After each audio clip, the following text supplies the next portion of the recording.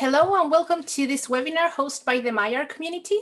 The goal of MiR Community is to promote the visibility and leadership of our users for marginalized races, genders, and the disabled community through community-led efforts that supports professional development. We are very happy to join us today, and we're very happy to have Felix, Evan, and Leo sharing their knowledge and experiences. Remember that we have a code of conduct. We want this to be an harassment-free space. So in case you have any trouble during the webinar, you can contact me through a direct message. You remember that you can join the MiR community. You can join our Slack. So if you want to be a member, I'm going to put the link in the chat, in case you want to join our Slack. So thanks again, Felix, Evan, and Leo. And Felix, the microphone is all yours. Hi, everyone. I'm Felix. I'm a second-year PhD student studying Industrial Organizational Psychology at Rice University. And today we're presenting on how we use R and IO psychology. And during the presentation, feel free to leave any questions that you might have under the comments. And now I'll let Evan and Leo, my lab mates, to introduce themselves. Hi everyone, I'm Evan. I am a fifth-year PhD student in the IO psychology, same program, same lab as Felix and Leo in the organization and workforce lab. And yeah, happy to be here. Hello everybody, my name is Leo Alexander and I'm a fourth-year student in the same lab as my lab mates here. And thank you very much for having us here. We look forward to sharing some information about what we do with you. All right, great. Now I will get the presentation going. So let me share my screen here.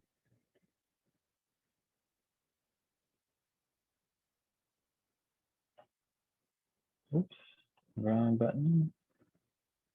There we go. You guys can see okay. Felix, Leo, looking good. Okay. Riva, thank you. All right, thanks everyone. Yeah, glad to be here. Today we're going to give you a very general overview of some of the ways that we use R in industrial organizational psychology. So to start off, I wanted to provide some context because a lot of people haven't been familiar with industrial organizational psychology, including myself back in the day, had no clue that anything besides counseling and clinical psychology existed, but then I got into IO psychology and was aware of its existence. I know there was a study probably 15 years or so ago, back in the day when they did more phone studies, and they called a bunch of people and asked them if they knew what IO psychology was. This was some people at the University of Northern Iowa, and nobody knew. So I wanted to provide some context, hoping that it'd be helpful for the rest of our talk here. So what exactly is industrial organizational psychology? Well, it's a lot of different things, and I'll go through some of the main parts of it. So a big part of it is recruitment and selection. So what do we actually do to get people excited to apply to a job? What do we do to select them into a job?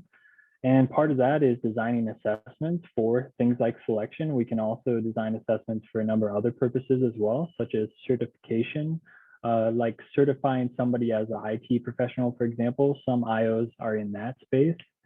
We also study things like work attitudes. We want to know what makes people, what impacts people's health at work, what makes them more like generally satisfied, what prevents them from burning out at work. We also study things like training. We can design basic training like in person, as you see in this little picture here. And you can also, let me see in the chat here. Okay, great. And yeah, for the training, I just wanted to briefly mention, we do more of the traditional training as well, which would be just the in-person or you're using slides or what have you. But we also do things like creating virtual reality training. That's more of a new space that we're starting to get into. And also in terms of assessments, we do more so traditional things, but also we're getting into newer things like creating game-based assessments to try to measure people's personality or general cognitive ability or some other work-relevant traits. We also study things like work motivation. What motivates people at work? What keeps them motivated? What helps them be more satisfied at work? And another big part is teamwork. So what exactly is a good team? If there is some issues in a particular team, are we able to intervene so we can make that teamwork more efficient, more effective, so people generally enjoy themselves more and are more productive in that particular team. And also a big thing is leadership as well. So what is a good leader? What makes a good leader? Are there styles of leadership that are good in a lot of different contexts? Does it really depend on context? What makes that leader-follower relationship most effective? What are some ways that we can improve that stuff? And of course, a big part of industrial organizational psychology is diversity and discrimination research, which is a big area of study that's certainly boosted in popularity for especially the last 5 years and even the last 10 years, with a lot of people more and more being excited about studying different aspects as it relates to that topic in things like measurement, like the stuff that we do, which I'll talk about in a little bit here, and also in things like selection, which Leo will talk about in a little bit here as well. So before I get into Leo's talk, I have a couple more slides here. So to give you a flavor of what kind of analyses we do and how we actually use R in industrial organizational psychology, I wanted to give you a brief sample. We use it in a lot of different ways. I didn't want to put every way that we use it because that'd be a lot and it probably wouldn't be very helpful, but this is a general overview. So some of the analyses that we do, we are pretty stats heavy. And because we live in the prediction world, in that, I mean that we want to predict future outcomes, like things like job performance, like what actually relates to someone's job performance in the future. So we use regression to predict that.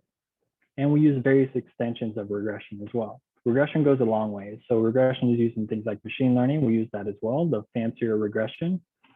We also do things like factor analysis because we're pretty measurement heavy in our particular lab. Factor analysis is a way to look at whether there's evidence that your measure is measuring what you intended it to measure.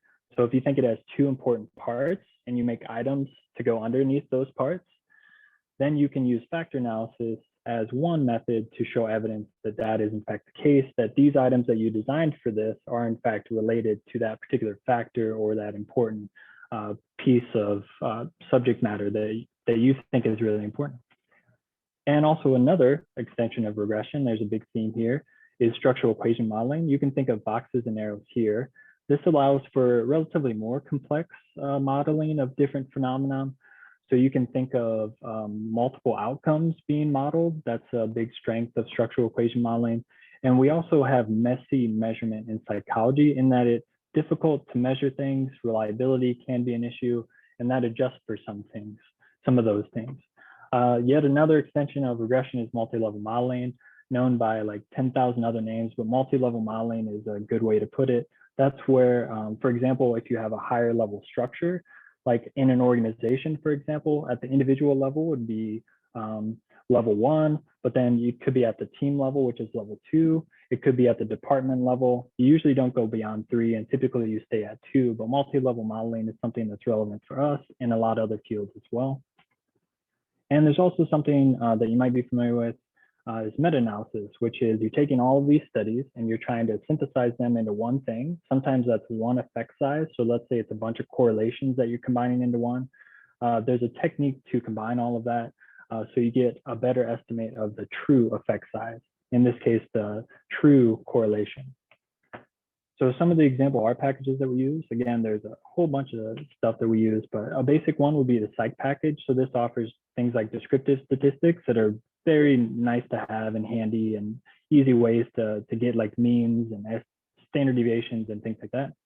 And it also has things like factor analysis within it, in particular exploratory factor analysis, and then you can get things like reliability. So some key stuff that we use in IO psychology is in this psych package, and as the name suggests, it was in fact designed by a psychologist for psychologists, but of course anybody can use it. Metaphor and psych meta, as the names imply, this is for meta-analysis.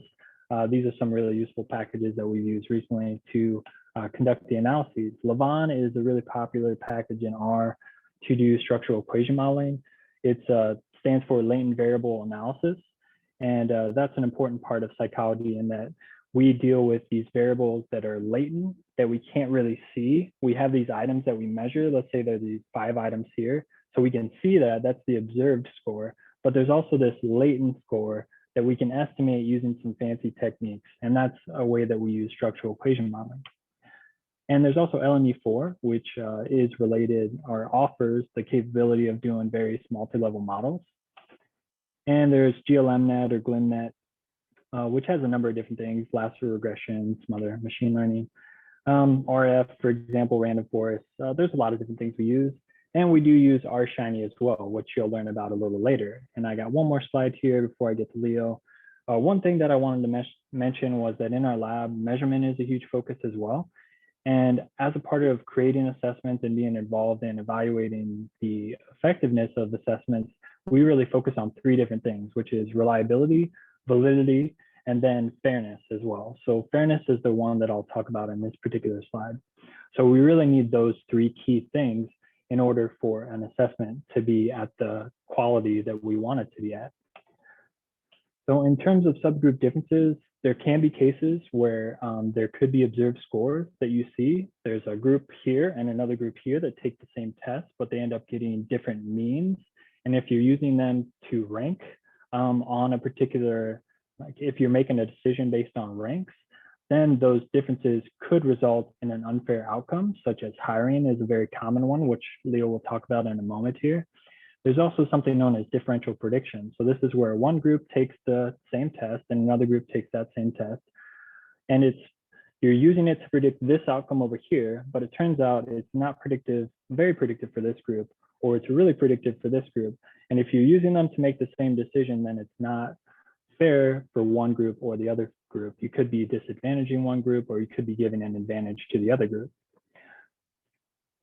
So typically, it's easy to identify, but it's a lot more complicated when you start doing machine learning. It can be more those black box methods where you don't know where the bias is coming from. So that's really difficult. But in the traditional sense, you can typically identify when there is bias or if there are differences. But it is very difficult to determine the sources of those differences. And it is typically difficult to address those issues. And it's especially difficult, as I said, in the machine learning context, when you don't always understand what the algorithms are doing in the background. So one of the growing areas in IO psychology is trying to establish ourselves in the world of things like game-based assessments, which are those newer type of assessments that rely heavily often on these machine learning algorithms. So we're trying to get our foot in that door, which there's some IO feet in there already, but there needs to be a little bit more. So we can help with these issues, not just reliability and validity, but fairness, as I discussed here today. And so next up, Leo is going to talk to you about adverse impact. So I'll stop sharing my screen so he can share his.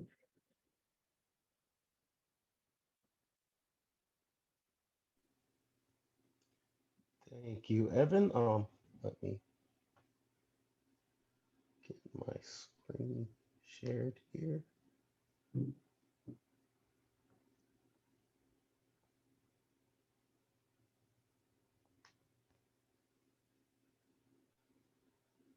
And are you seeing the correct slide? Yep. Oh, perfect. Okay.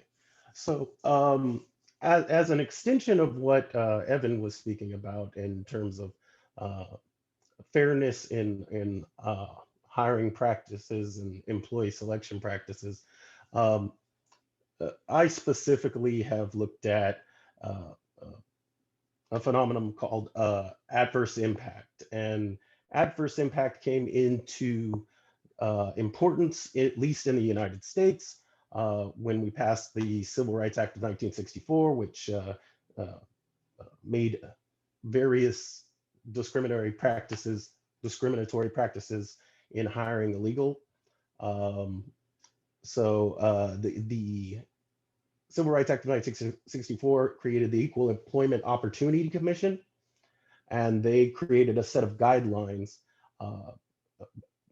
that we refer to as just as the guidelines, but it's the uniform guidelines on employee selection procedures. And they defined adverse impact as a substantially different rate of selection and hiring, promotion, or other employment. You can read the rest of it there. The groups that are protected classes have been expanded since then to include several other categories, including age, even now a recent Supreme Court ruling has included sexual preference in that group. So this is all a great advancement in civil rights in the United States history. However, this definition has for nearly 50 years now presented a lot of problems for especially IO psychologists, because although it defines adverse impact, it is a very vague definition. What actually constitutes a substantially different rate of selection in these practices has been a subject of debate, both in psychology and legal in the courts for many years now. And it's given birth to a field called adverse impact analysis. And adverse impact analysis is simply a group of statistical tests that are used by the courts and by researchers to determine whether hiring outcomes are unfair towards any particular protected class. Oh, yes, the American Disabilities Act expanded that as well. I'm just checking the chat to make sure I'm not missing any question. So we have a lot of tests, and those tests can be like split up into two major categories: tests of statistical significance and practical significance. And without going too deeply into those concepts, statistical tests basically are testing, considering the fact that you're not looking at the entire population when you're comparing rates in hiring, and allows you to make statistical inferences based on the probability that you'd observe differences as great or greater than the ones you had observed if your hypothesis that there's no difference in hiring rates was true. Practical significance is whether that effect, if found, it actually has any kind of practical importance, whether it's meaningful. An example would be if I found a difference in hiring rates of 1/100th of a person, which you could, if you had a large enough sample, whether that is important or not. Because of the court's involvement in this process and the lack of a very specific definition, both researchers and consultants and lawyers have created this proliferation of statistical and practical significant tests for adverse impact. And I have a list here of some of the most common ones, but there have been many proposed and almost as many used in the courts. And one of the problems with that, and I believe that's the next slide. Okay. One of the problems with that is that these tests of adverse impact don't always agree with one another. They don't yield the same determinations, and some are more appropriate to one situation or another.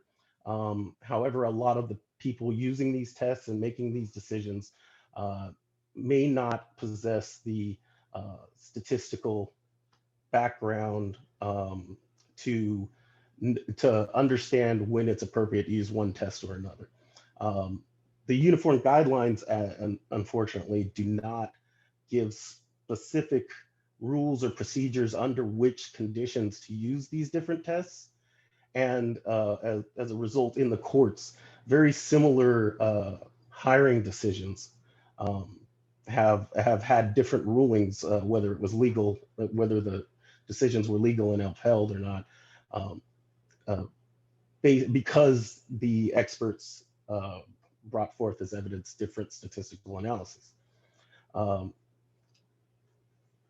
So here's to talk about R and how one innovative way we've used R to help alleviate this particular problem is we designed an app called the Free Adverse Impact Resource, which essentially takes hiring information for a particular hiring scenario, and it conducts some of the most popular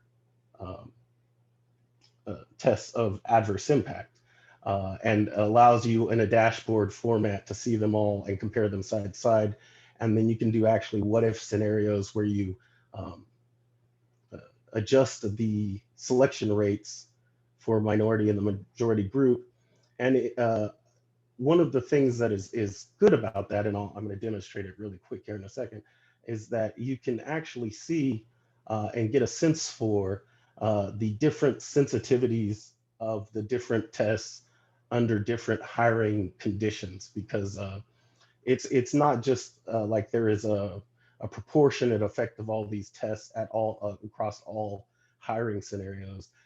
If you the amount of minority applicants in an applicant pool, the overall selection rate, whether you're going to hire half the people off the top or a tenth of the people off the top, all interact with the quantitative analysis to yield different sensitivities for the tests. So let me show you real quick the tool, and then I'll hand it over to,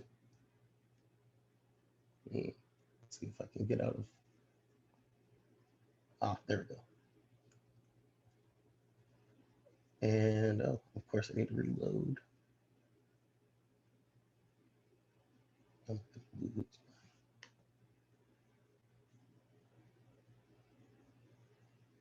Oh, I had it all set up so it would be easy, but let's see.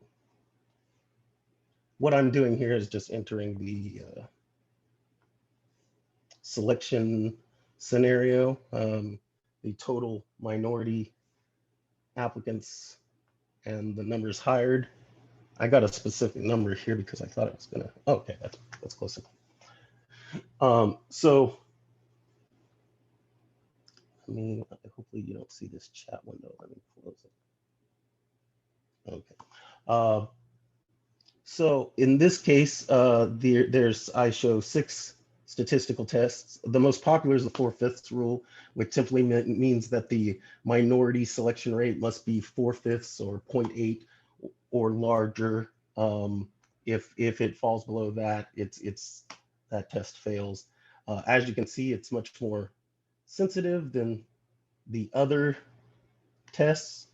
I have to hire a lot more majority applicants before some of the other statistical tests begin to be failed, as indicated by them turning red. Our hopes with this is that people involved in adverse impact analysis can really get a feel for the differences between these tests and become aware of the other tests, so that we have a more nuanced understanding of tests of these statistical analyses in our field and in legal practice and business practice as well. Another thing that we created in this app was an interactive visualization here. It shows the hired and not hired members of the minority and majority groups, as well as the relative size of the two groups, which is represented by the width of the actual bars here. Yeah, that's one thing that I personally think that R Shiny is good for, because users that might not have the skill to go into R and run these analyses can just go to this link, pull up this app, conduct all these analyses, and hopefully learn more about them and have a better nuanced understanding of when it's appropriate to use one or the other, or at least ask questions about perhaps their test that they're using or their consultant has provided for them might be the odd man out in its decision. So from there, I'll go ahead and hand it over to Felix, and he'll present on some work that he's been doing. All right, thank you, Leo. I'm going to share my screen. Let's see. No, wait, not yet. Okay.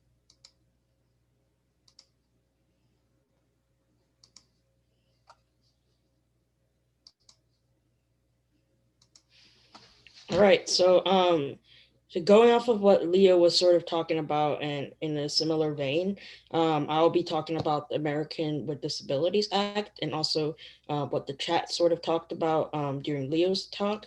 I'll briefly introduce what the law is in terms of protections, and then also discuss some of the work I've done in analyzing the impact of the American with Disabilities Act. So for those who are not familiar, the American with Disabilities Act was passed in 1990 by President George Bush, which you can see in this photo here, when he signed this law into legislation. And basically this protects people with disabilities in 5 major categories.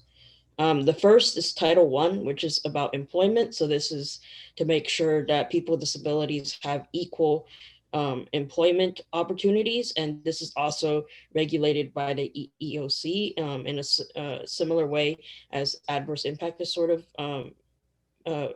like enforced. And it's in a similar way that's for people with disabilities.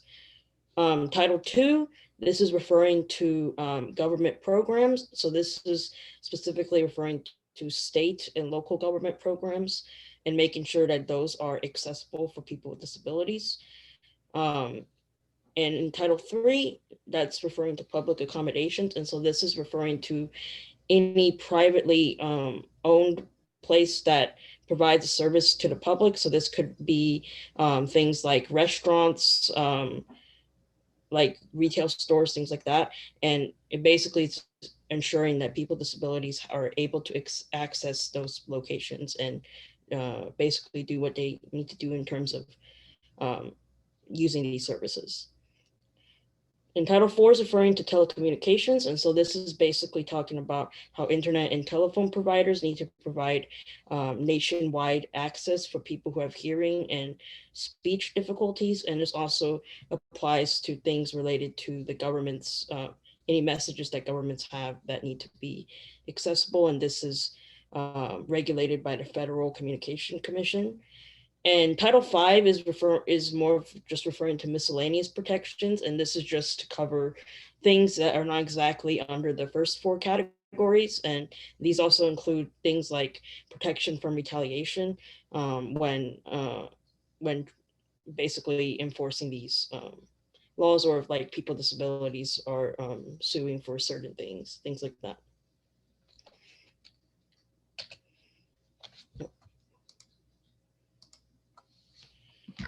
Okay, well, although this law has been passed for the 30th anniversary just passed, but this does not mean that discrimination against people with disabilities has disappeared. And in fact, there are 2 specific challenges to this. One is that the societal changes associated with the ADA is not exactly one-to-one. So it's hard to use metrics such as employment rate to sort of say whether or not the ADA has impact or not, because a lot of studies have found that initially when the ADA was passed, there was an initial decrease in employment rate. But a lot of what the research talks about is not about necessarily that change over time, but more about increasing access and opportunities for people with disabilities to be employed. And of course, this also applies to other areas that the ADA was meant to impact. But since, of course, we're in industrial organizational psychology, I'm going to mostly talk about employment. And second, a lot of the discrimination and diversity research shows that not just for people with disabilities, but a lot of groups that are discriminated against, discrimination has become more subtle rather than overt. So this just sort of means that people are not discriminating overtly, saying you are this group, so I'm going to discriminate against you, but rather it's more subtle that maybe if they know you're a certain group, they may interpersonally interact with you differently, and basically just not on paper what is happening. It's more of this day-to-day interaction that might be discriminatory. And so to study some of these impacts of the American Disabilities Act, I collaborated with the Southwest ADA Center, and basically the project that we worked on was understanding the impact of ADA from the perspective of people with disabilities in 2010 and in 2015. And so we focus on a lot of the areas that I've discussed earlier in the law, such as employment and also things like healthcare. And also we do have a relatively large population of people with disabilities who answer these questions, and they were from different age groups and disability types, as well as perceived disability severity as well. And so I'm going to go into a little bit of detail of like how some of the packages I've used for this analysis, just to also show some specific examples of what Evan was talking about in terms of what art packages we use for these analyses. So first, we did exploratory factor analysis through the fact and all method from the stats package. And this was majorly just to determine if there were areas that sort of shared like a certain, like people answered areas in a similar way in terms of their impact. So this could be like employment in healthcare, like I mentioned before, they could be representing different factors. And this is just to see how that was in the data. Second, just the linear regression, just basic LM from the stats package. And that was just to see how differences between these groups and whether or not that predicted differing levels of impact gradients. Third, we also did logistic regressions, and this is referring to just like yes or no questions, and people with disabilities would indicate if certain areas were impactful for them. And this was done through the GLM package from stats, or GMO method from the stats package, and then to determine the specific effects of each factor. Well, I mean, what I mean is like what disability type or age, if that age group, and if that determined yes or no for those questions. And finally, I used Nagel-Kirk from the R companion package to determine the pseudo R squared for that.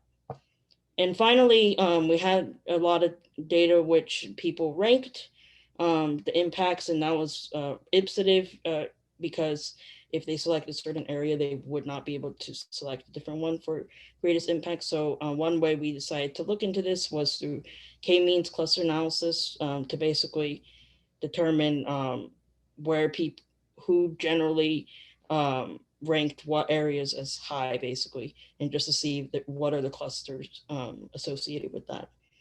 And I used MB Clus to determine the number of clusters to analyze, and k-means to determine the actual clusters. And so just some general findings associated with that. The first one, the perspectives of people with disabilities were different depending on what group they're in. This is not exactly surprising because the ADA does protect certain things that other people may not find as impactful if they are a certain disability type, such as telecommunications that could be more helpful for those with hearing and speech difficulties than other difficulties. And number two, generally the impact of the ADA was unchanged across years. It was slightly lower in 2015, but that's not significant. So that was relatively the same across both those time points. And finally, although the ADA did provide a lot of important protections for people with disabilities, there's still a long road ahead for equitable treatment of people with disabilities, and there still remain many barriers, such as actually enforcing the ADA, which is sometimes quite difficult because of the number of claims that has occurred.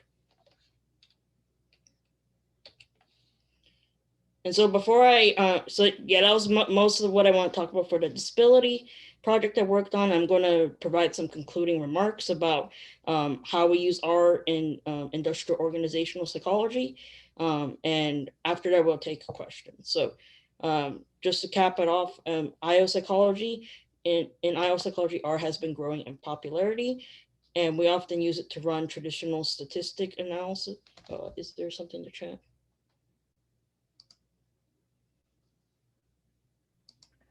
Yeah, I can read it off for you. Okay, Felix, yeah, if go you ahead. want to. So this one was directed to you, Leo. Check it out. There's one for you earlier. So can you elaborate? This is a question from Melissa. Can you elaborate a little bit about where the data came from for the impact study, like sample size, things like that? So the study, yeah, the data that you were analyzing, where did that data come from?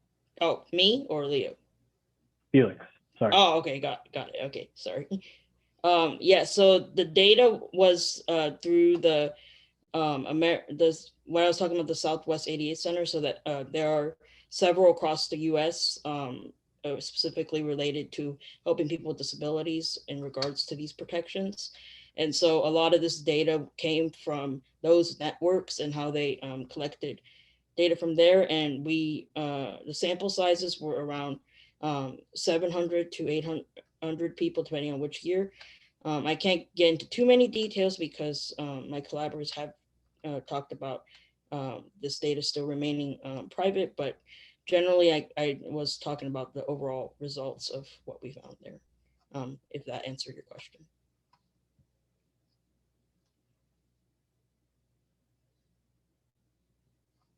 Okay, I'll continue.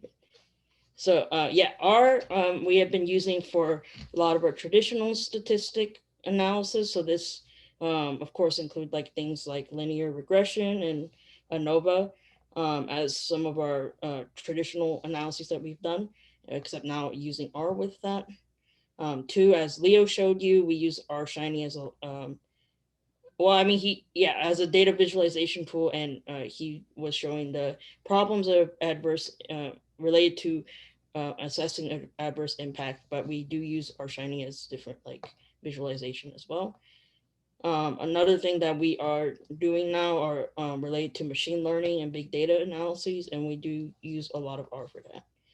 And some of our research, just to recap, in our lab that we're focused on are personnel selection, improving diversity in the workplace, individual differences such as personality and motivation, and among many others.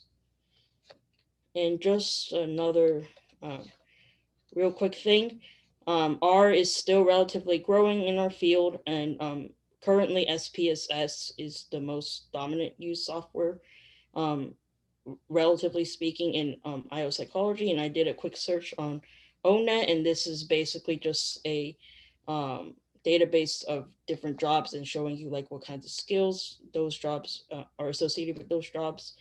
And I searched up IO psychology real quick, and this is what is shown. So still R is relatively growing. And we, of course, would appreciate any suggestions that you might have for packages we can look into for some of our analyses and things like that. So we'll now take any questions or suggestions that you may have. Thank you for listening. So there were a couple things in the chat. Leo, if you wanted to get to that first one, and then there's a question that really any of us could answer from Brian. So maybe I'll read that out loud after Leo goes. Okay, perfect. Well, yeah, sorry I missed your question earlier, Melissa. You were asking, you were wondering if it would be kind of worth it to include, to let the user choose the level of significance of the analyses in the FAIR tool. And it's a great idea. I actually have thought of including such things. I don't know how helpful that would be in the legal sense, because I haven't read of much deviation from kind of the standard of 0.05, as much as that makes us more statistically inclined people cringe to hear someone say that. But almost all the analyses use that level of significance. So I don't know what the courts would think about that if you tried to do that. I also think that, and I kind of, it's for future work on the FAIR project, is creating an advanced version of the tool, or an advanced tab on the tool that lets the user do things like that. And also another thing I think would be good, that I actually was thinking of, was allowing them to change the null hypothesis. So if you want to make the 4/5 rule more equivalent to us, or a statistical test more equivalent to the 4/5 rule, you can just make the null hypothesis that the difference between selection rates is, or the ratio between selection rates is 0.8. It's another way to kind of approach that that question. But that's a good suggestion, and it's in the works, in kind of the answer. Thank you. Oh, and I'll let Evan handle Brian's question, because we both do selections. Yeah, well, maybe Brian, you can clarify in the chat here. When you say tools here, do you mean like the adverse impact tool that Leo was using, or do you mean any sort of assessment that we would use in a selection context in order to make a decision about hiring somebody? Because if it's the former, where it's the tool, then I would have Leo take over on that particular one. But if it's the latter, where if it's an assessment, okay, any of the analyses mentioned. Okay, I see. So I'll address the second part, and then maybe Leo can talk about, so what if you use your tool and you find that there's adverse impact, so what can you do about it? Well, in the general sense, if you do detect adverse impact from like using Leo's tool, and you are concerned that you are going to get taken to court, which is a huge concern, and obviously you want to be concerned about fairness above all, but they're worried about legal costs as well. So some things you can do is try to do like a thorough audit of the assessments that you use to see if there was something that occurred that maybe caused those differences. Maybe there was some poorly written items, or maybe it was administered in a way that impacted how people filled it out or performed. There's essentially unlimited things you can investigate, and it's hard to determine what exactly creates those differences. But some things that you can do is that you can fix it in the future so it doesn't happen again, but it's very difficult to deal with as it actually happens. You can collect more data, and you can show the courts that, hey, when I ran and hired more people, that the adverse impact went away because we made some improvements. But it's really a gray area, and it's hard to offer some hard suggestions or best practices of what to deal with. So I would let maybe Leo, if you want to comment generally on what can be done when you actually see or detect adverse impact. Well, I mean, the most important thing, well, first, I'll preface this by saying that adverse impact, even today, is extremely common. And a lot of people that are making hiring decisions that actually demonstrate adverse impact, a lot of them never get sued. It never becomes a problem. So kind of, a lot of people aren't even running these analyses and looking for this sort of thing, and which is bad on so many levels. But if adverse impact is detected, I mean, the first thing that you'd want to do is figure out the source. Like, is it a part of your selection procedure? Is it a particular selection instrument? Is it your recruiting? There's a lot of ways to approach the problem, and there's a lot of consultants that this is their forte, and it would be hard for someone who doesn't kind of approach this regularly to address it out of the blue, because it's also illegal, well, can be illegal to directly fix these problems by just changing your hiring decisions, right? Because you know, a protected class, you know, it kind of cuts both ways. You can't just say, because I don't like my hiring outcome, I'll disregard all of the tests and procedures we put people through, and just, you know, hire according to the proportions of minority and majority group members I want. That's also not lawful. So what you need to do is fix your recruitment and selection procedures, and finding where those disparities are manifesting is the first step, and it's often very difficult. So. One other question to make sure we get to it as well. There was a question if we use text analysis for adverse impact. So yeah, primarily it's quantitative information. If you're referring to like text analysis as coding someone's like gender or race or some other group characteristics, then we just simply quantify it in that case. But if you're referring to something else, definitely let us know and we can talk about that. But yeah, we work with strings as well. I can't remember what packages off the top of our head, but we've had to do a number of, I guess, data massages to make the variables the way that we want them. Typically, we want them quantitative, or at least so we can turn them into a factor. Yeah, string R definitely is your friend. Yeah. But yeah, so we work with strings, but not that often. We're usually in the quantitative space. Digitally captured hiring notes. So would that be a situation where, let's say I'm the interviewer, digitally captured hiring notes. Would the interviewer be taking these notes? I'm not familiar with that. Leo or Felix, are you familiar? I mean, what I'm imagining is part. I imagine it's part of some of the kind of turnkey systems and custom systems developed by employers where they use structured or semi-structured interviews and capture the interviewers' responses as they go through kind of a turnkey system. Those do exist. I haven't worked personally with them, but that's a great example of a tool that could help a lot of companies experiencing adverse impact, because research has shown that semi-structured interviews are a much better tool than just an open-ended interview in terms of both validity and bias.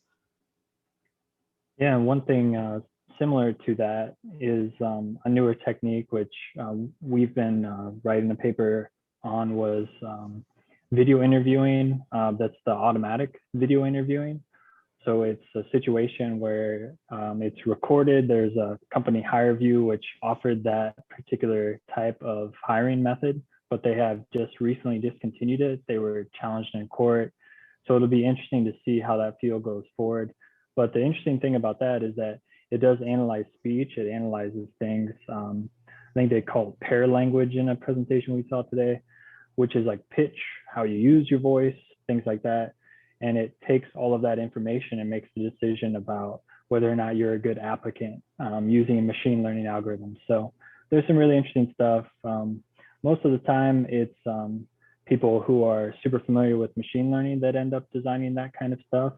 So it's not necessarily the content expertise in terms of like how you understand what works for interviews, things like that. So the technical expertise is there with machine learning savviness, but the content expertise of knowing best practices for interviewing, how to prevent things like adverse impact, how to prevent issues related to lack of fairness, that's not necessarily there, or not necessarily a top concern.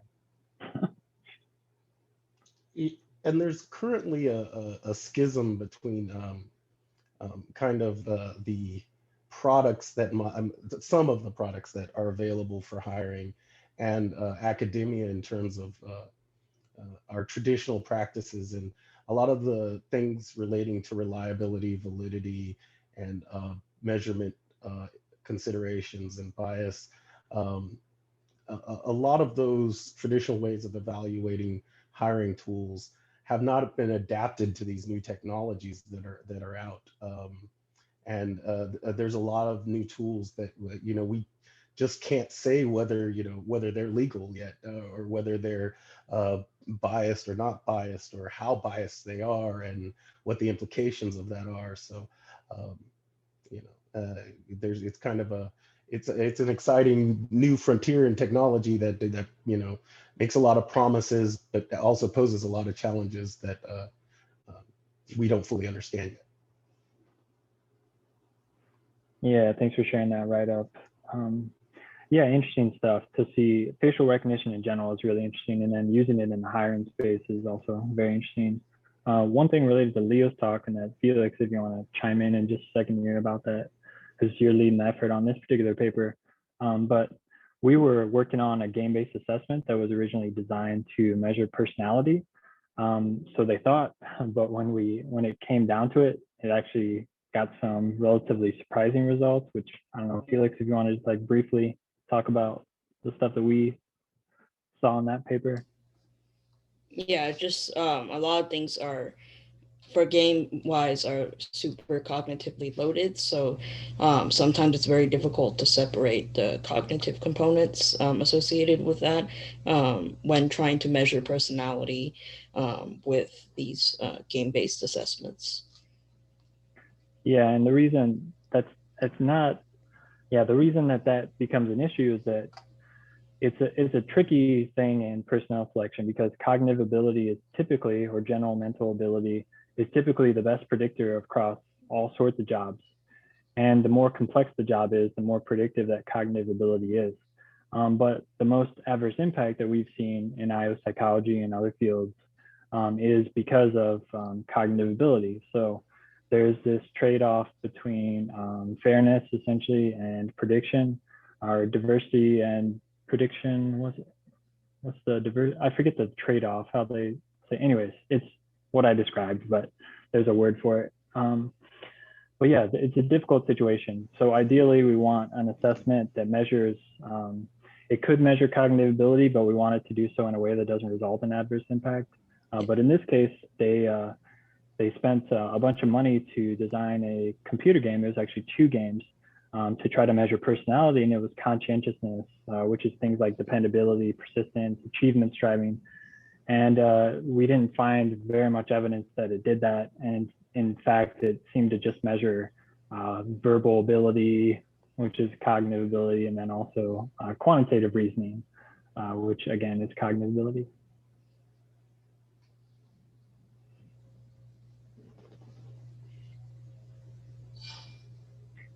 Educational psychology. Yeah, so that's a great question. So you're making some good connections. So all psychology people, we aren't like all talking to each other, but we use some similar methods. Like one of the things that brings us together and brings other social sciences together is that we're using very similar methods, and that the historical developments that have really led the way are used in all of those fields. So some of the most important work that's come out of the field of psychometrics, which is studying psychological measures, as the name breaks down into, comes from these big test companies like ETS that offers the GRE, comes from ACT. Like these companies like helped us, they even defined what test bias was. They helped us really understand what it is. They help us figure out ways to address that. So for ETS and ACT, for example, they have really thorough ways of writing items, and they have these various checks that they go through to make sure that they are not, let's say, culturally insensitive, or they would be, the classic example there actually is back in the day, the Iowa tests, they noticed that, I'm from Iowa, I took these tests back in the day. They noticed, I forget what decade this was, but it was a long time ago. It was in the early stages of Iowa testing. They noticed that people from the city were not able to answer that many questions about farming compared to those who were from more rural areas. Big surprise there. But that's just an example of you need to be aware that context can change how people perform on an assessment. So yeah, we use similar methods. We rely on psychometrics, the various advances there, and there's frameworks that have been developed in educational measurement, in educational psychology, which, yeah, it's educational measurement is not the same as educational psychology. It's very confusing a little bit there. But yeah, they do some interesting stuff in ed psych and various other fields. But anytime you're using assessments, you need to have those methods, and those are the similar things we use between fields.